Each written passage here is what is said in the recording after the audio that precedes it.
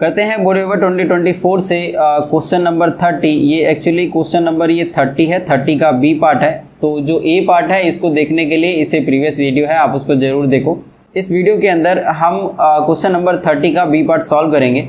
तो यहाँ पे ये कह रहा है कि एक सर्कल है जिसका सेंटर ओ है यहाँ पे, और इसका जो रेडियस है वो दे रखा है 8 centimetre, is inscribed in a quadrilateral ABCD। तो यहाँ पर ये जो सर्कल है ये इंस्क्राइब्ड है, मतलब इसके जो क्वाड्रिलेटरल है इसके अंदर बना हुआ है, ABCD के अंदर ये सर्कल बना हुआ है।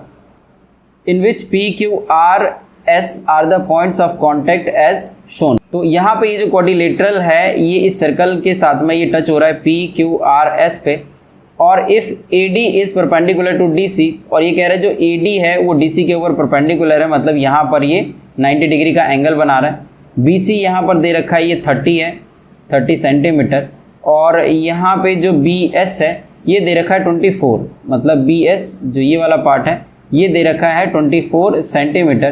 तो ये कह रहा है कि फाइंड करो जो DC है इसका लेंथ, मतलब इस DC का जो लेंथ है ये हमको पता करना है। तो सबसे पहले हम क्या करेंगे, थोड़ा जो कंस्ट्रक्शन पार्ट है ये हमें करना पड़ेगा। हम इस OP को हम ज्वाइन कर देंगे, OP और OQ को इसको हम ज्वाइन कर देंगे, और यहाँ पे हम कुछ नाम दे देते हैं कि ये हमारा एंगल 1 है, इधर ये हो जाएगा एंगल 2, इधर हो जाएगा एंगल 3, और इधर हो जाएगा 4,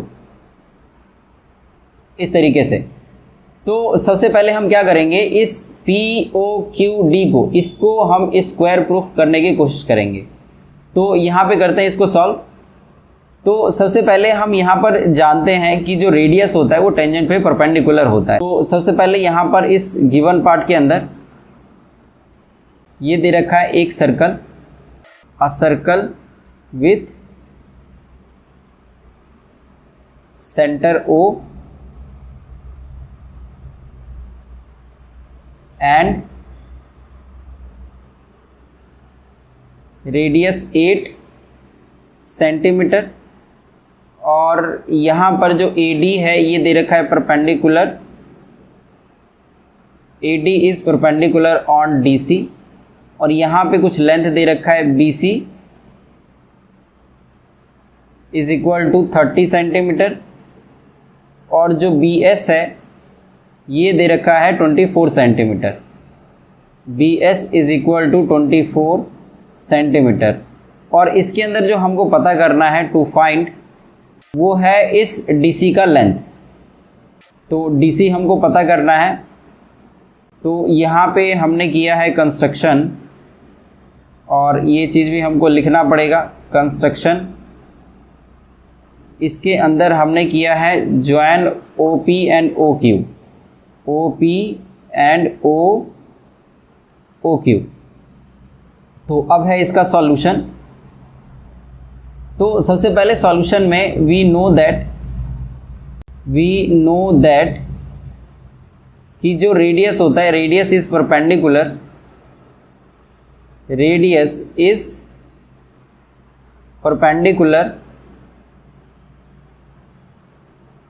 टू द टेंजेंट। तो इसीलिए यहाँ पर हम देख रहे हैं कि ये टेंजेंट है और ये रेडियस है, तो इसीलिए जो OP है वो AD के ऊपर परपेंडिकुलर हो जाएगा।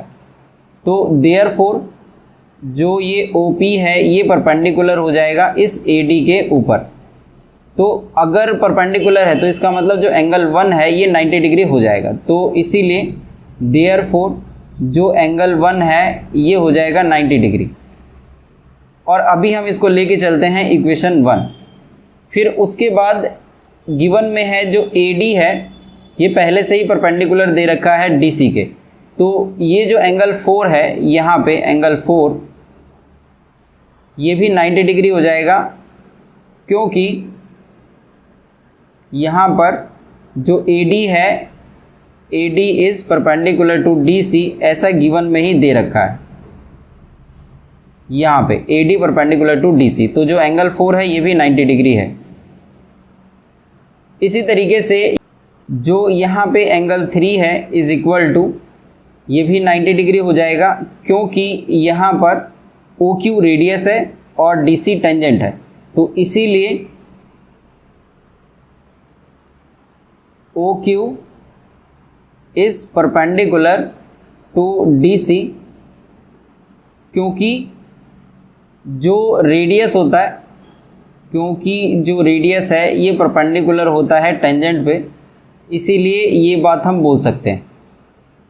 तो यहाँ पे अगर जो 3 एंगल है ये 90 डिग्री के हो गए, जो कि है एंगल 1, एंगल 4 और एंगल 3, एंगल 1, एंगल 4, एंगल 3, तो ये जो सेकंड वाला एंगल है ये भी 90 डिग्री का हो जाएगा। इस पूरे क्वाड्रिलेटरल का जो सम होता है ये 360 होता है, इसीलिए अगर 3 एंगल 90 डिग्री के हैं तो ये जो एक बचेगा ये भी 90 डिग्री का हो जाएगा। तो इसीलिए and angle 2 is also 90 degree, क्योंकि sum of all angles of a quadrilateral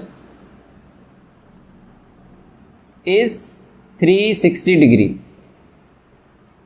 तो यहाँ पे क्योंकि 360 डिग्री होता है, जितने भी एंगल्स होते हैं उन सभी का सम, तो इसीलिए अगर 3 एंगल यहाँ पर 90 डिग्री के हैं तो जो ये फोर्थ एंगल एंगल 2 होगा ये 90 डिग्री का हो जाएगा।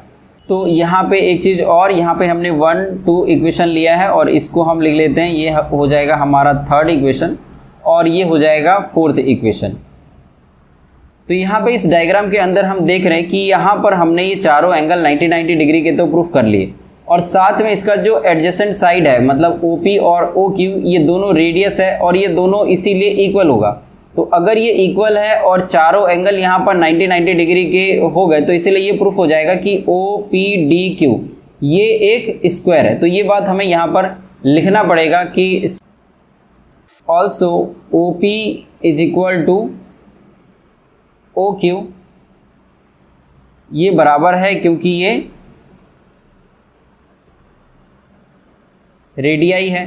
तो ये हो जाएगा हमारा फिफ्थ इक्वेशन। तो यहाँ पे अब हम ये बोल सकते हैं कि since quadrilateral OPDQ have all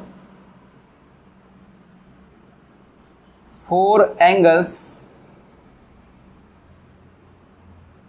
are of 90 degree,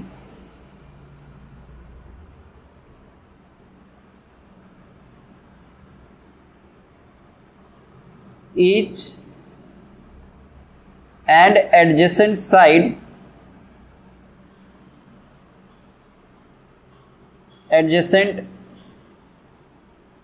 sides are also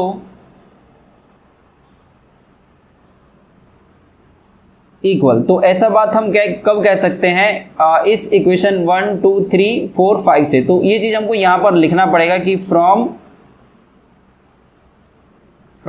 first, second, third, fourth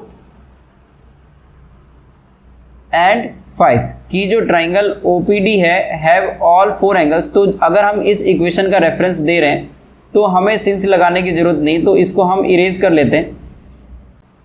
तो from first, second, third, fourth and fifth जो क्वाड्रिलेटरल OPDQ है have all 4 angles are of 90 degree each, और जो adjacent side है वो भी equal है। तो इसीलिए हम ये बोल सकते हैं कि देयरफॉर जो यहाँ पे क्वाड्रिलेटरल OPDQ है, OPDQ is a square.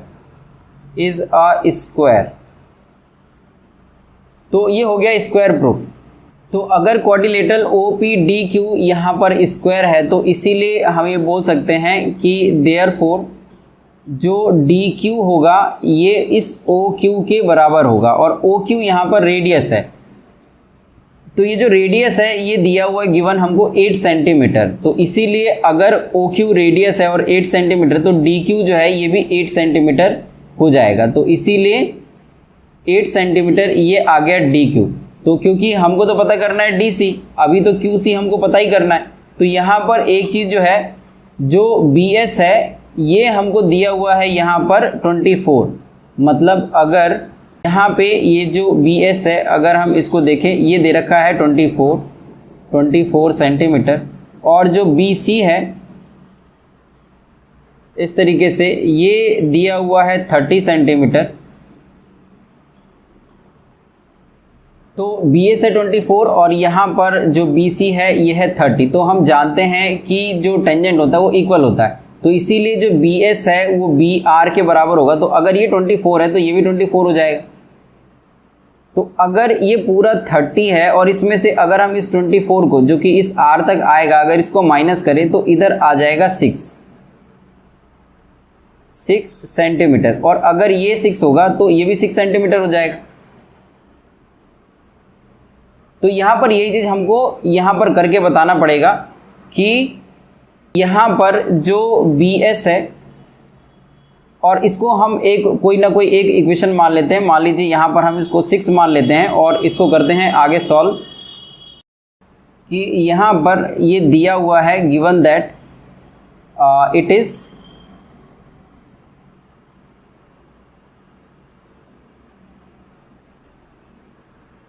Given that कि जो बी एस है बी एस और बी आर ये इक्वल हो जाएगा क्योंकि ये टेंजेंट है। लेंथ ऑफ टेंजेंट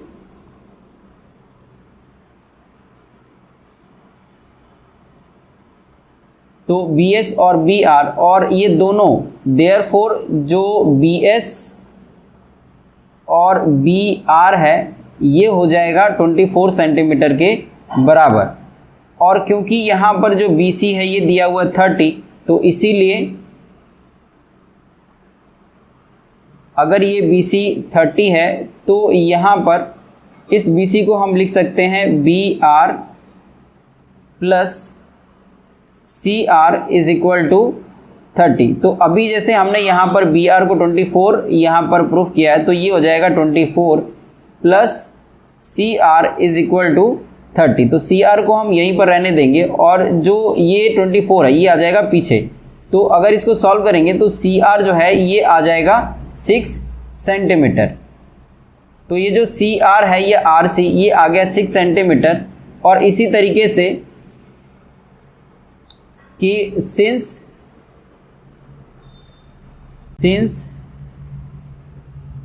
जो लेंथ ऑफ टेंजेंट होता है लेंथ ऑफ टेंजेंट इक्वल, तो इसीलिए हम बोल सकते हैं कि यहाँ पर जो QC है QC ये बराबर हो जाएगा CR के और ये दोनों हो जाएंगे 6 सेंटीमीटर के।